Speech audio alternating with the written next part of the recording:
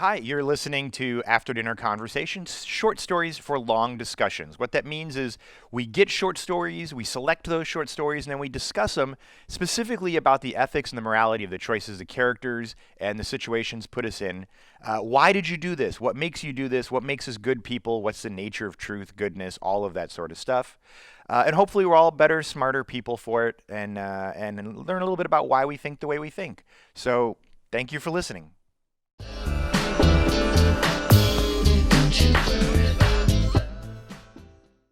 Okay, hi, and welcome back once again to what was a disaster to set up of After Dinner Conversation, continuing the social distancing editions. I am your host, Kolby, along here with Ashley. Hello. And Jeremy remotely. Hi, I'm Jeremy. And Sarah. Hi. How are you, Sarah? You're joining us. I'm excellent, thank you. Oh, good. I'm glad you're here hanging out with us. This is super cool. And you are a teacher, so you have teacher perspectives, and you're a parent, so you have parents' perspectives. And unlike Jeremy, you've got young kids who still require attention. Sometimes. And she's awesome, so her awesome perspective is going to come through. And Thanks, Ashley. And she is team awesome. That is totally true. Okay, so After Dinner Conversation, short stories for long discussions. I need to support our Patreon subscribers. We got a couple more. Adrienne H. and Anja. Wow, that is a last name. Peerderman. At any rate, thank you so much. And if you'd like to support us on Patreon, we would love it. It gets you early access to the podcasts, as well as short stories and access to a virtual book club online, which we're going to actually now try doing, I think, with talk face-to-face like this as opposed to typing. So that'll be interesting.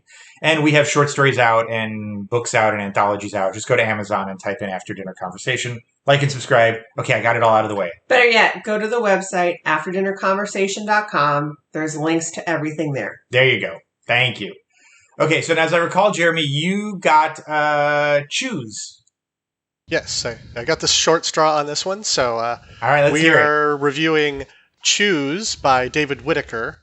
This is basically a story about utilitarian ethics. Okay. It starts out with a woman seemingly coming conscious and with somebody there who immediately starts questioning her. And it starts off with our favorite thing, the trolley problem, where she's asked, literally, would she pull the lever, right, to save 5 people on the track by killing this other person on this other track? Yeah. So she chooses, and she then has to watch the one person be killed. And it's very graphic for her, like she's immersed in the situation. And then it goes on from there. This is Jasper. We miss the cats. We miss the cats from Legatara. So it goes on from there immediately to another situation. And then frequently the situations are like, and after she has to watch the scenario, she is then asked, do you want to change your decision? And if she changes her decision, do you regret your decision, I think is the phrase they use. Right. Do you regret your decision? Yeah.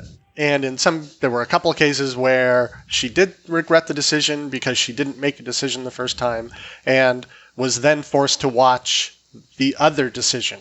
So she had to watch both scenarios or be immersed in both scenarios. And they just get more and more graphic. And I think there ends up being, like 8,000. That's the resolution of it is they finally get to this last scenario where the man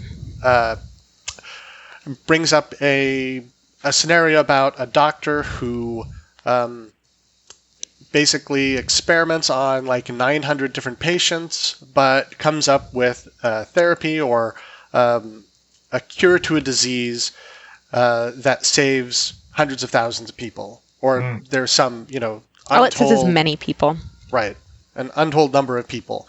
But it's found out centuries later that she did this by experimenting on people. And I think killing some of them, right? Like there were people that were sick that she killed early so that she could figure out what was wrong with them. Right. So the people were killed, lives ended prematurely, deliberately by her hand. Right. And then the question ends with, addendum, whatever. At the time of the discovery, 900 years after the fact, it's impossible to carry out a physical punishment for her crimes, but we have a way to bring her back, and for the sake of her victims and the descendants, we can create a mental map and subsequently a virtual representation who can serve a sentence, and for the sake of her victims, should this sentence be carried out. And that's when she realizes that she is this doctor and they have brought her back. And it kind of breaks her at this point, and the story starts over, wakes up to question 1. Doesn't she has like a mental breakdown? And so then they like Jurassic Park her and make a new one of her and have her start all over. I'd like to bring up 2 additional points. A lot of people would be like, well, why did she answer the questions? Well, again, she thinks she's alive, and the guy would put a gun to her head and tell her, you need to answer. Or give me an answer, or I'm going to kill you. Yeah. So that was one point I'd like to make. And then the secondary one I think is kind of important. As much as we're talking about thinking this is a way of torture, I also saw it as their own weird psychotic experiment, because at the end, the people that are running the experiment on her say response unsatisfactory, further education and assessment impossible, subject broken.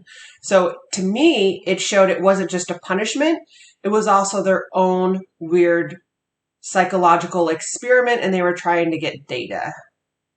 Right, and re-education. Re-education, like they were trying to get her to like change and be a better person, like learn a lesson, I think. She tried to have them shoot her on the second scenario. She tried not to answer, and so what they did was they chose the worst of the 2, or where the most amount of people would die, to try to force her to think about it and amend her answer. So she did try to have them kill her. That's right. So she did that. She tried to I totally forgot about that. You're right, Sarah. Yeah, she totally tried to just not choose, hoping that her not choosing would cause them to do nothing. Right. Yeah. Yeah. And I think Jeremy's point, is right.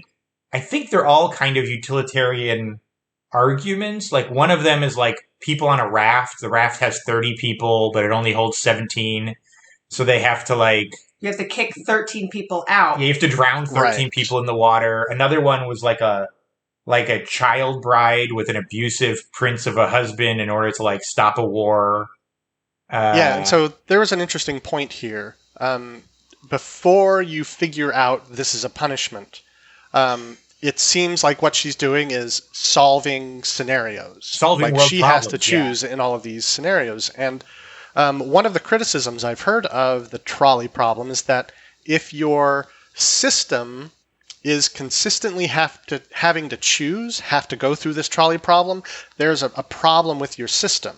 Because at some point, it's, there's another way to do this. You shouldn't have to constantly choose between one person and 5, or, and it's a very telling in the second boat scenario, the lifeboat scenario, where she chooses, and then there's this violent confrontation that she has to watch where they're throwing the people out of the boat.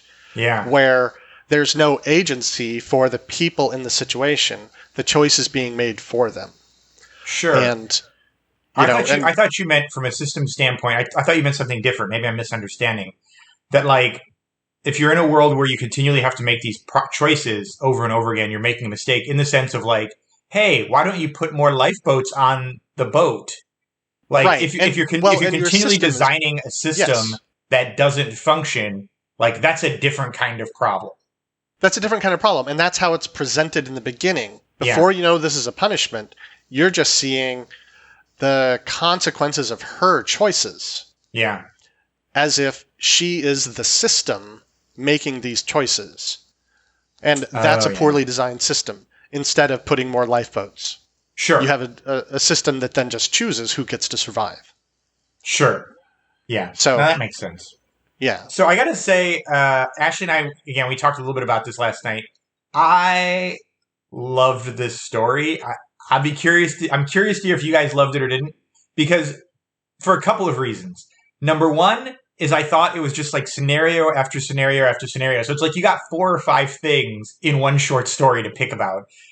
And also, it isn't contrived because it actually fits the narrative of the story.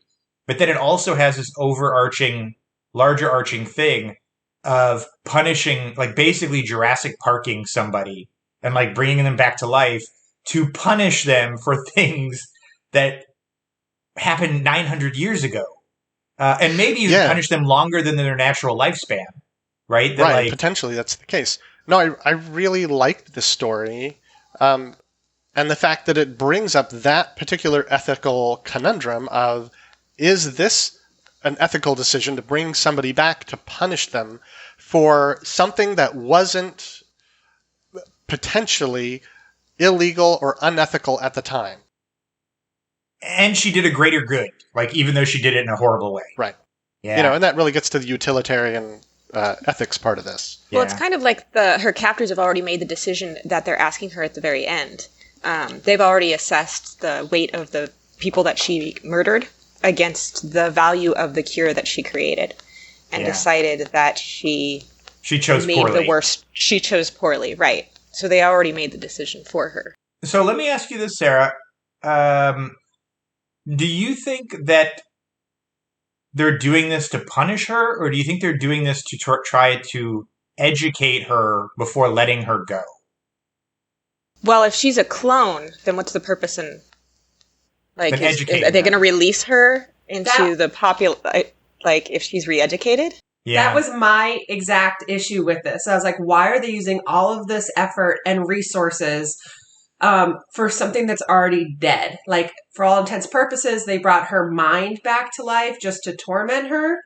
And then learn your lesson. Okay, well, you're still dead. I'm like, what's the point of that? I mean, I understand rehabilitation if she's going to be put back into society, but not if it's kind of like beating a dead horse at that point. It's like, did you learn your lesson? It's like the horse is already dead. But did you learn? It's like, come on. So, so it's revenge.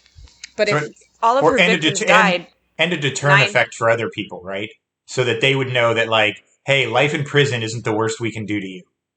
Right. Right. And we talked about that before. You know, what is the point of the justice system and punishment? Is it to deter future crimes, or is it to punish you for the crimes you've done? Sure. And, you know, and does it serve both of those?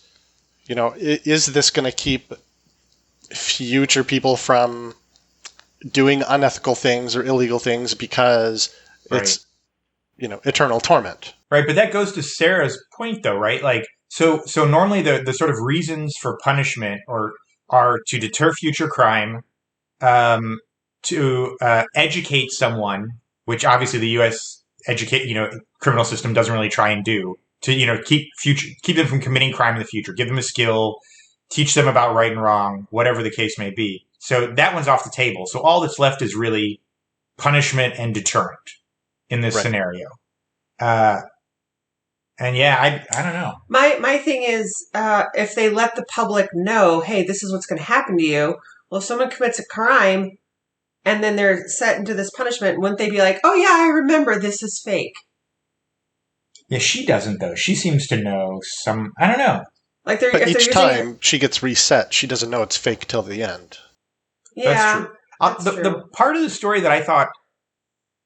The only part of the story that I thought was it was a cheat, but I thought it was a necessary cheat to make the point of the story, was I feel like you'd get desensitized over time. Like, if I watched 8,000 different ways of people dying, like, I'd just be like, I've seen worse.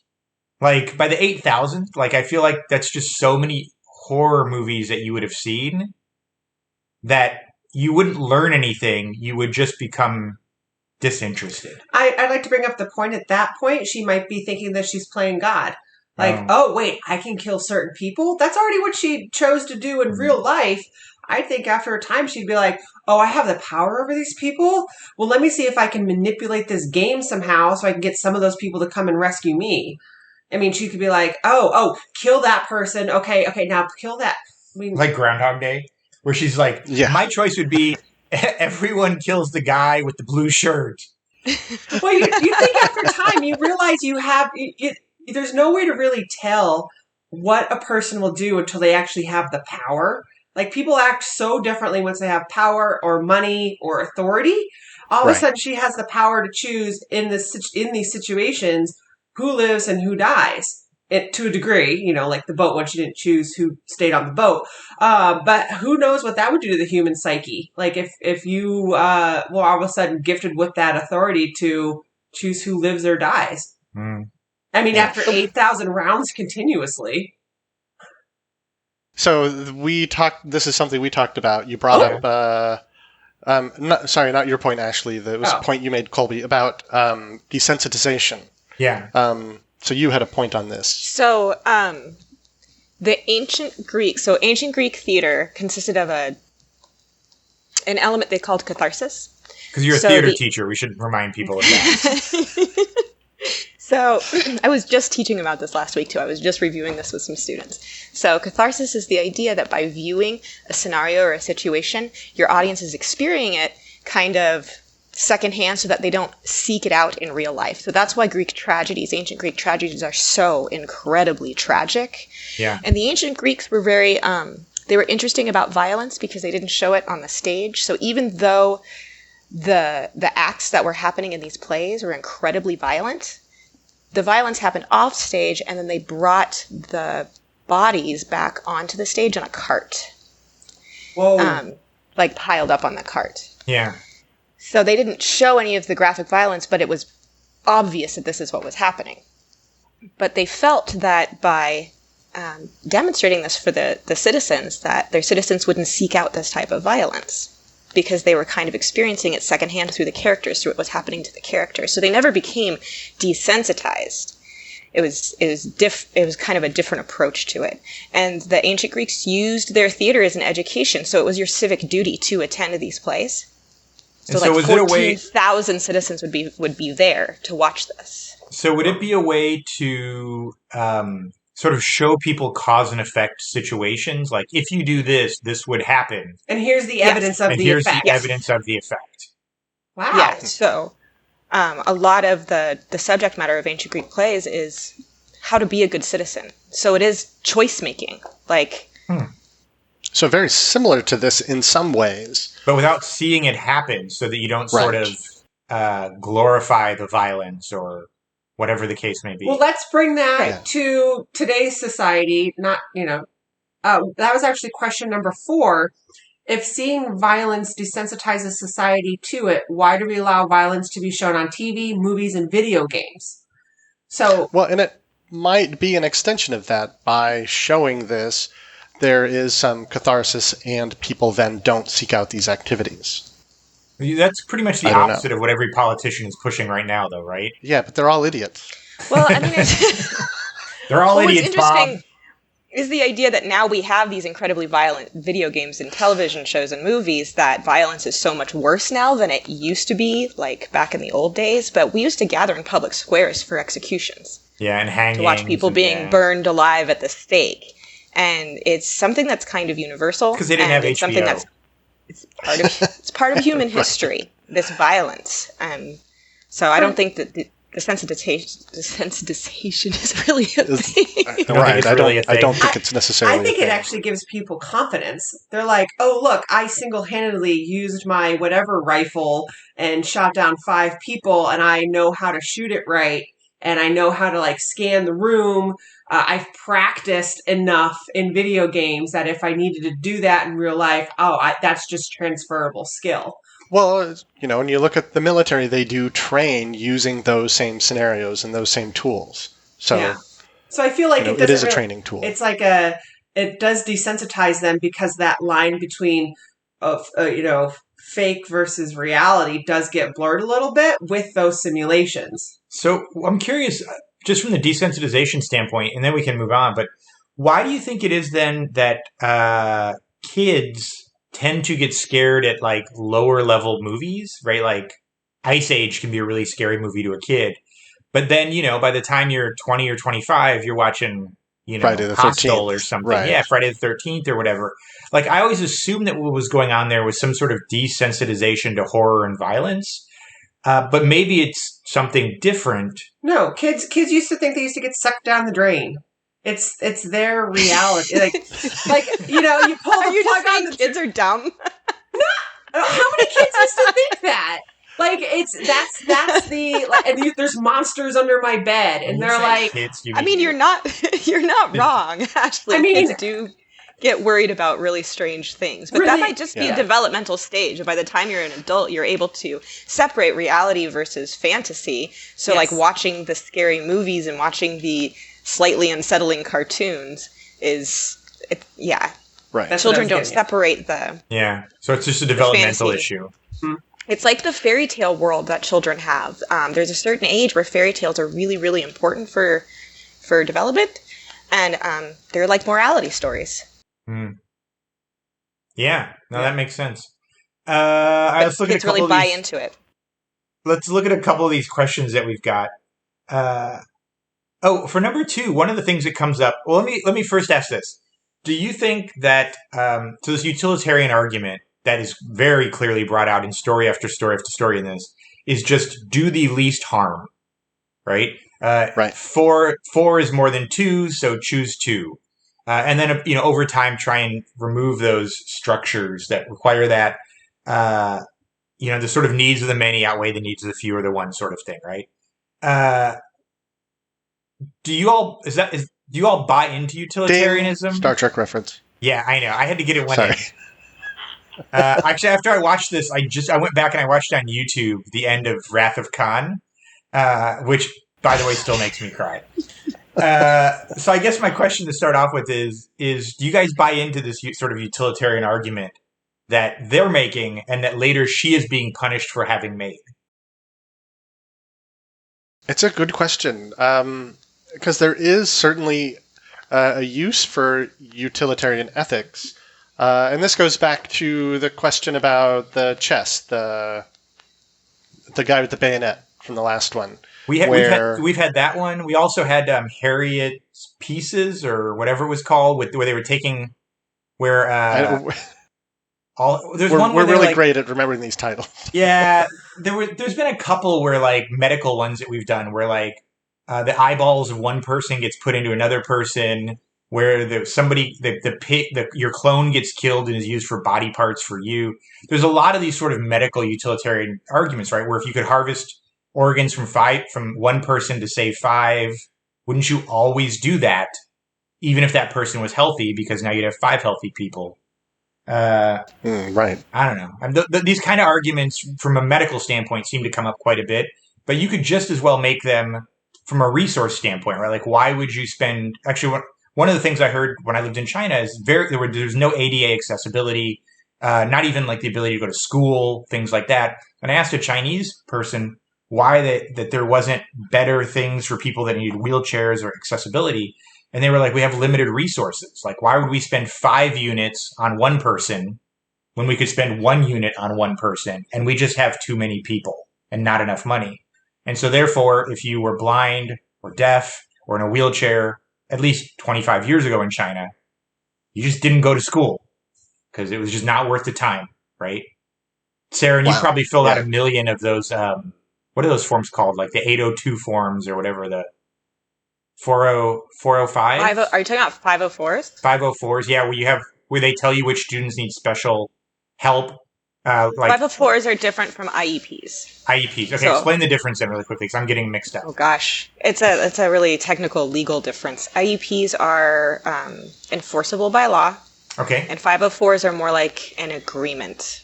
Oh, okay. So that's made between I just remember teaching that every semester I'd get a list of like 3 to 5 students in a class of 25 or 30, and they would say this student gets unlimited time on quizzes and exams.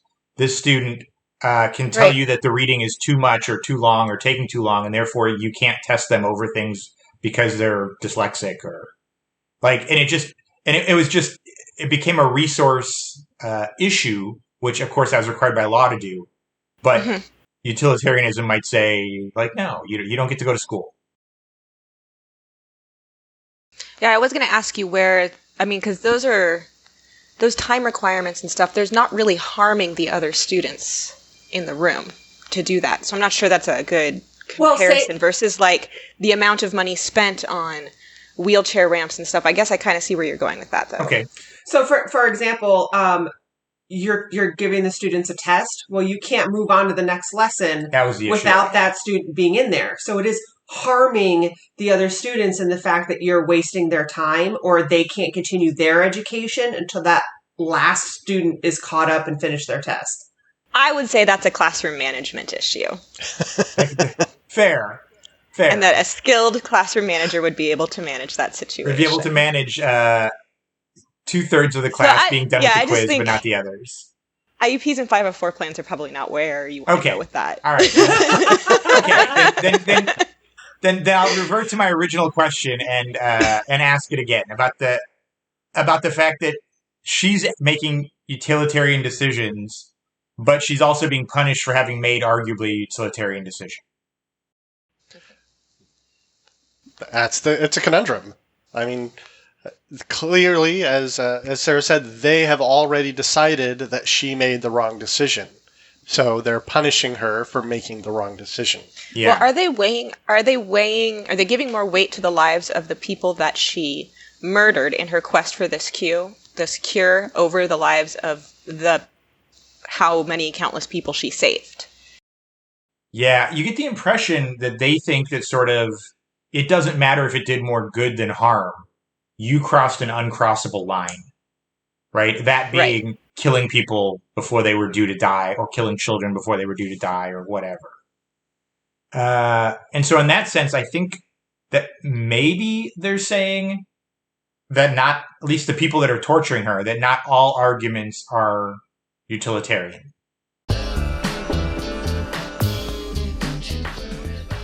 Hi, this is Kolby, and you are listening to After Dinner Conversation, short stories for long discussions. But you already knew that, didn't you?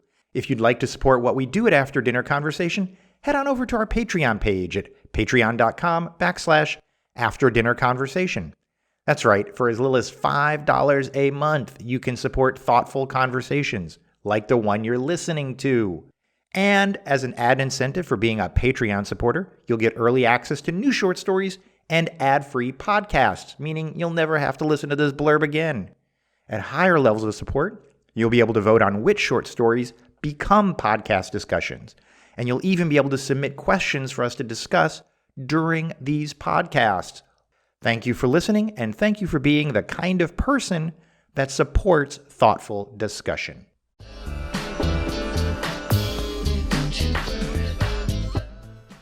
That maybe they're saying that not, at least the people that are torturing her, that not all arguments are utilitarian.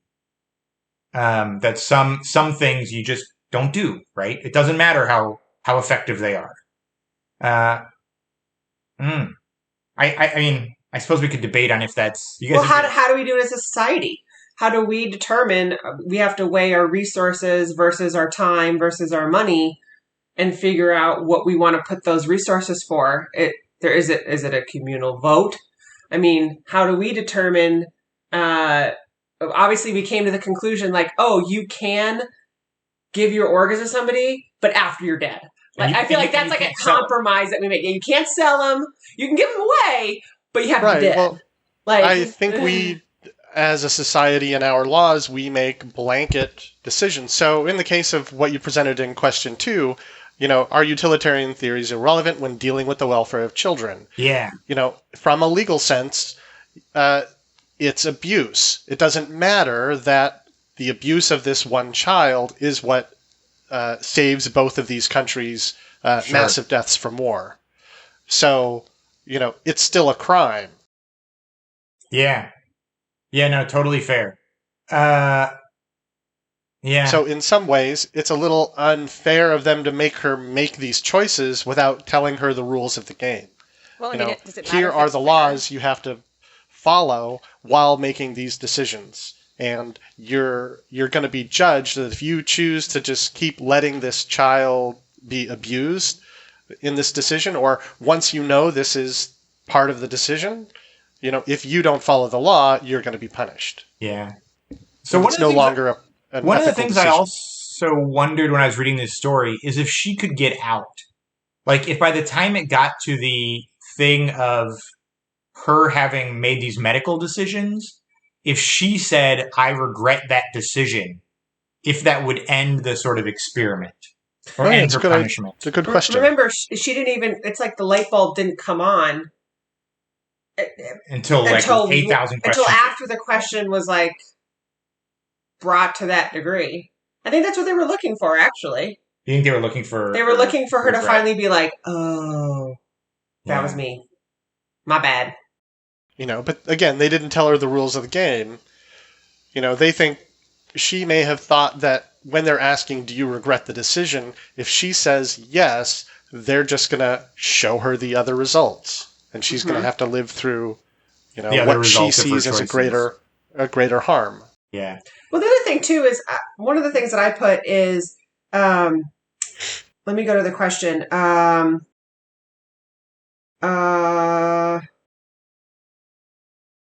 Is her... The fact that she had a gun to her head to make these decisions, is she really acting rationally?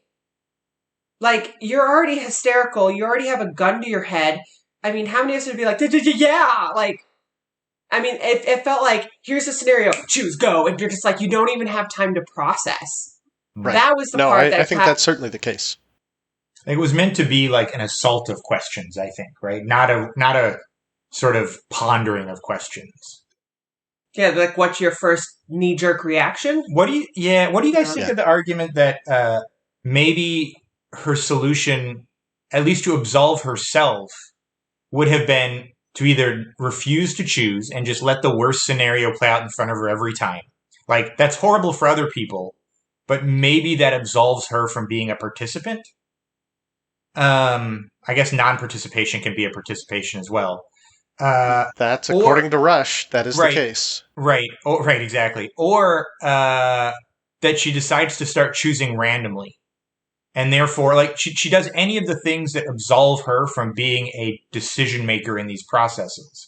Like, yes, that pushes harm on other people that she has to watch, but it's a little bit like in the trolley. Literally, it is like the trolley problem again. She is no longer pulling the levers, right? So she could just say, every time I'm going to choose one, then two, then one, then two, then one, then I don't know what they are, but I already know this is how I'm going to choose from here on out, or I'm simply not going to choose. Not play the game or not play the game. I'm not going to play the game. Yeah. I mean, do you think that is... it's a valid response once you know what the scenario is. Well, they asked her, what's her way out of this? I think that was question number 3. She could just allow herself to be shot. Now she doesn't have to choose anymore. Or she could have fainted or played dead. I would have been like, nope. Well, I mean, if she really, look at it this way. She valued her own life over all those people because she chose herself not to be shot rather than choosing who lives in this scenario. Like, she could have just taken one person out herself. And then in a sense, she would have saved all those other people. So the look on your face, Sarah... That, though. Yeah, the look on your face, Sarah, says that's not helpful because that gets her the worst scenario in each case. Yeah, I mean, but that's a way of opting out. I mean, if she's willing to sit and watch through it, and obviously they're presenting this to her in a way that she thinks it's really happening. Yeah. So she's trying to do the right thing by causing the least loss of life. Which is why I think she's salvageable, actually. So for all of the grief they're giving her, she is choosing to choose, which means you're adding that burden of having chosen on yourself because you think it might be helping do less harm, which means she's not totally gone. She's not a monster because she is still a participant, if that makes sense. I think that's valid. Sarah, you're smiling. Do you agree with that, or you think I'm just full of... Nah, I think you're fine. Okay.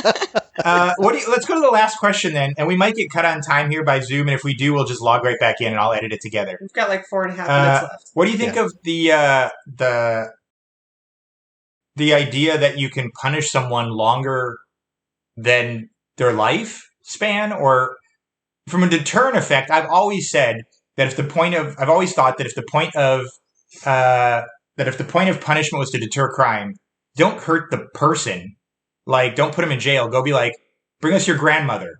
And then you just cane someone's grandmother in front of them. Like, wow. Because I don't care how hard of a criminal you are, you love your granny. And you don't want to see your granny get caned. And so I don't know if the sort of usual, death sentence or life in prison is always a deterrent. But maybe 150 years is. Yeah, maybe if you can come up with a bigger deterrent, then it actually will work. That would definitely... Again, in this sense, the idea of hell is eternal torment. And if we don't necessarily have proof of that, but in this scenario, you have proof that this can happen to you. So it actually becomes a deterrent, not just a theoretical deterrent. In your scenario, that would definitely bring the self-governance to the people. Like, your granny is going to be watching every step you make, and she would do anything in her power to make sure that you are in line, because she knows, like, all immediate family members or all of your acquaintance, they would kind of somewhat hold each other in line. Isn't that what they do in North Korea, though? They punish your family? Yes. So and it works, right? So one of the things that happens is if you try and escape North Korea, like, you have made everyone you know and love potentially a political prisoner. And so there's this sort of social contract with your family to not do anything that steps out of line culturally or legally, because you're putting everyone at risk. And it also gives you a motivation to tattletale on each other. Like, if you know that your brother is going to make a run for it or do something they're not supposed to, you don't want to put your mom and dad and the kids and everyone at risk. So you might tell on your brother. You have a strong incentive to tattle on other people. So maybe from just a pure behavior steering process, maybe it would work. I don't know. My own belief, this is just my own opinion, is I think that your life should be the most you can give. And so even if it would be a strong deterrent effect, I feel like there should be a cap on the most punishment possible, if for no other reason than to keep it from becoming a slippery slope, right? Like, if we decide that we're going to keep you alive 20 extra years to keep you in jail 20 extra years, why not 40? Why not 100? Why not 1,000? If we think one death sentence isn't enough to hurt you, why wouldn't we bring you back and do 50 or 100 and keep or 1,000? Killing you. Right. And so if you don't put some artificial cap on punishments, then there is no artificial cap on punishments. Right. At what point do the people who are enforcing the laws and handing out judgments and punishments, are they just as bad as the criminals? Right. Yeah, right. That's the thing. Is at a certain point you just call it quits, because you don't want to be the thing you're arguing against. I just figured that they've got all this technology to bring somebody back from the dead and mentally torture them for, sounds like, a long period of time, and have simulations, like, use that as resources elsewhere. All right, so before we sort of wrap this up, there are two other things that I wanted to discuss, with the risk of getting too pop culture-y. Oh, you got kids nearby? That's awesome. Number one is, based on the things we're talking about, you've watched it now, and Ashley and I are in the process of watching it.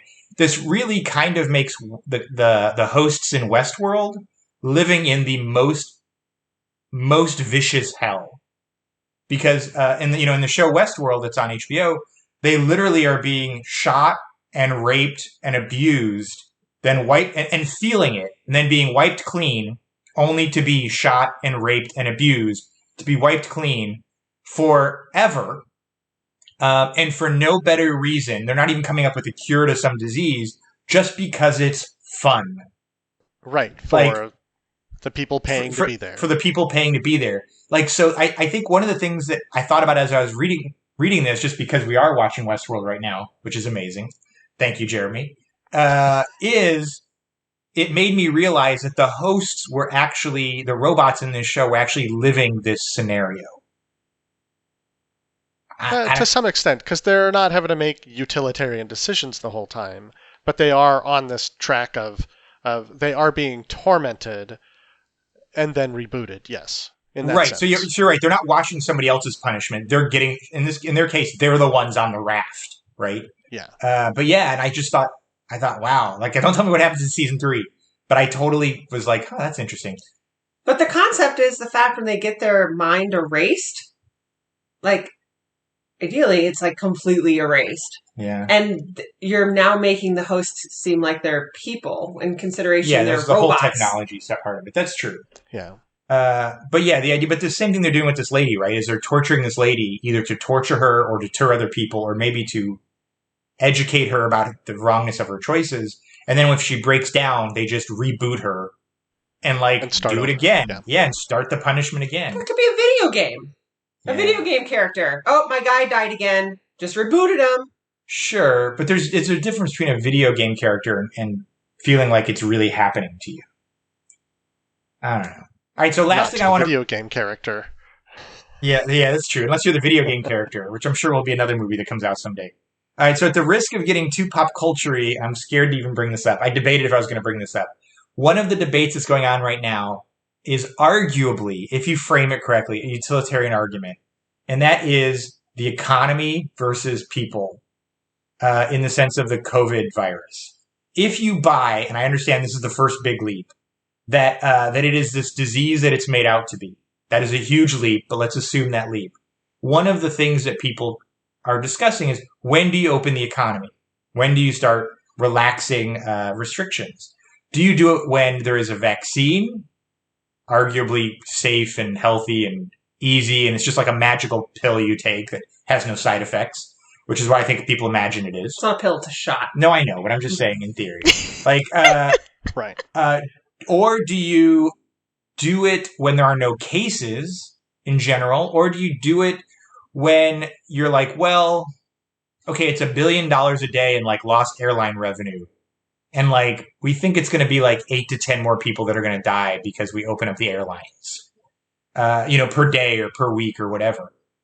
I think one of the things I thought was interesting about this story is I could imagine a scenario where leaders that get to make these decisions are in fact making these very decisions right now. Yeah, it is a really complicated situation. That's why I paused before I brought it up. So, ideally, I know the government, I don't know who it is in the government, but they have what they consider the value of a human life. Yeah. And that's I feel something this is what the Rand Corporation GAO does. uses, right. Yeah. Which I know is just, again, for these utilitarian experiments or arguments or situations. So you think some think tank comes into the Joint Chiefs of Staff's office and is like, according to our think tank, pull the lever. Yes. And there are a lot of government scenarios where they should have a good science office, they should have a good organizations within the government that make these kinds of decisions or provide the kind of information so that the leaders can actually make the decisions. But we don't have that. I don't think we have that. I don't think we have leaders making good decisions at the moment. They're making decisions just based on what is going to keep them in office, not what is the best for the people in the country or what's best for the economy in the long run. I think the thing that got me thinking about it is, so when you look at pictures of Lincoln, in the 4 or 5 years he was in office, it was a rough 4 years on him, facially wise, just the way he looks. Yeah. Even in the case, if you look at most presidents, even Barack Obama, but most presidents, they age more than their years while they're in office. They look aged. And so as I read this, I did wonder, is part of the reason for that aging process the fact that they have volunteered or been elected or chosen to step forward to shoulder the burden that she is being punished with every day? Right. If that makes sense. To take responsibility for their decisions. To make good decisions for the company and country and take responsibility for them. What's different and what's really interesting about the decisions that are currently being made is all of the people making these decisions can pretty much be guaranteed that nobody they love will be affected by the outcome of their decisions adversely. What do you mean? So nobody they what? Say that again? Nobody that they love. So these people are people in powerful positions, have access to incredible health care. If they're making decisions about whether or not to go to war, they can make the decision to keep their children out of the military. Yeah. Right? So, you're absolutely right. So it's not a personal decision. That is absolutely right. I guess the thing I'm getting at, Sarah, is like, so in the case of Truman, agreeing to drop atomic bombs on Japan, he made probably a good decision in ending a war quickly and in saving American lives and blah, blah, blah, blah, blah. But he, just like the lady in our story, was given a scenario. You can drop 2 atomic bombs and kill 300,000 people, or you can not drop these atomic bombs and have... And this is right. And here's what's going to be the cost of subduing... Right, of doing nothing. And so at some level, I wondered if the reason that politicians look so haggard when they're out of office is because they have made 8,000 of these decisions in their time in office. I think that's the case. Yeah, that doesn't make a good argument that doesn't help anyone want to run for office. Her punishment is their choice. I don't think city government is quite the same as dropping atomic bombs. Not quite the same. Yeah. do you think these politicians would be able to make these same decisions if there was a chance that somebody they were personally connected to would be adversely affected by their decisions? Are they not choosing who lives and who dies, knowing that they won't be personally affected by those decisions? Yeah, I think this goes... I'll give you... Yeah, I agree. I think it would be a different thing if you knew that, every time we declare war, I have to send my children. Otherwise, I don't get to make that vote. I think we would have a lot fewer wars. I totally agree. I think... I've never really thought about this, Jeremy, because, city government's just like parks and, roads and clean water. But I think at a certain level, it's a bit like what we were talking about a few weeks ago, in that you find solace in game theory, in that you say, I'm not killing people. You somehow disassociate your choice with it. You don't say to yourself, I'm killing people in Japan. You say to yourself, I am making the best bad decision. And you somehow compartmentalize that emotion and then go to bed at night. Yeah. I don't. No. But I think if you're a good human being, I think that is you shouldn't be able to do that, right? It should stay with you. The same way it stays with the lady in the story, right? She could simply have said, I am making the best decisions. I'm making the best bad decisions I can. Therefore, I'm absolved of responsibility. And, even though I'm watching this happen, oh, well, that's life. Right. Well, and maybe that was their biggest complaint with her, is that she never, maybe, I don't know, this isn't in the story. Did she never show regret in her life? Do they know that? That's what it seems like, right? And they're trying to make that regret happen. Yeah. Yeah, I don't know. I just thought it was interesting that her punishment is other people's choices sometimes. Right. In the sense that they step forward to do that. I don't know. Ash, you've been a little bit quieter on this one. Do you have anything you want to add before we wrap it up that struck you that really jumped out at you in the story where you're like, I hate this part or I love this part? That's me doing Ashley. No, I think I pretty much covered everything already. All right. Fair enough. Then you've been listening to After Dinner Conversation, short stories for long discussions. Thank you for joining us. Please like and subscribe. Please be a Patreon supporter. You can find all those links on our website, afterdinnerconversation.com. Additionally, if you go to Amazon and type in After Dinner Conversation, you'll find all sorts of short stories to download, many of which are free, as well as a couple of anthologies of some of our very best short stories, including probably at some point this one, because I really like this one, and I get to put together the anthologies. And that's it. Thank you for joining us, Sarah. Will you join us again for our next one? Yes. Oh, Oh, that's awesome. Thank you for having me, Kolby and Ashley. Thank you. And I've learned my lesson. I'll never discuss IEPs or 405s again. I'm sorry. All right. Bye. Bye. Bye.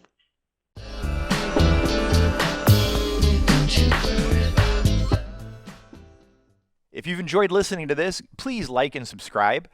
It helps us out a ton. You know, the vast majority of people listen haven't liked and subscribed, which means maybe it shows up in your algorithm, maybe it doesn't.